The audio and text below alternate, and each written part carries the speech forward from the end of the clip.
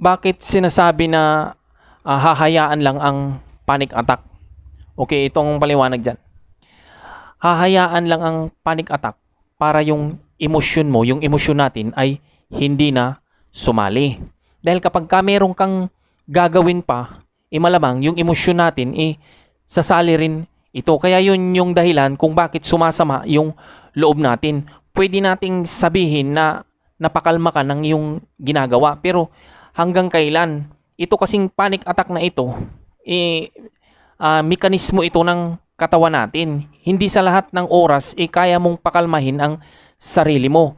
Kasi kaya ko nga sinasabi na hahayaan nyo lang dahil para matuto kayo. Magkaiba yung natuto kayong pakalmahin yung sarili nyo kaysa sa natuto kayong hayaan yung nararamdaman yung pangit na maramdaman. Kasi kapag natuto lang kayong kumalma, malamang yung emosyon nyo talaga sasali rin yan. Kaya pag sa susunod na atake ng panic attack, hindi nyo na napakalma yung sarili nyo, malamang talaga na sasama yung loob nyo. At yung pagsama ng loob nyo, yun ang dahilan kung bakit patuloy kayong nagdudusa.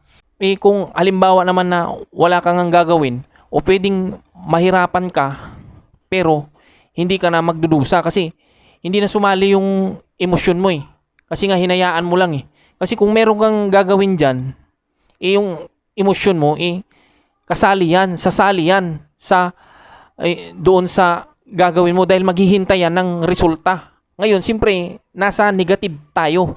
Ngayon, wag mong asahan na yung gagawin mo, yun yung magpapagaling sa'yo dahil ang katotohanan dito, gagaling ka nang wala kang gagawin dahil tuturuan mo yung utak mo na yung nararamdaman mong panic attack na yan ay isa lamang yung build up energy na pinapakawalan ng katawan mo at yan ay harmless.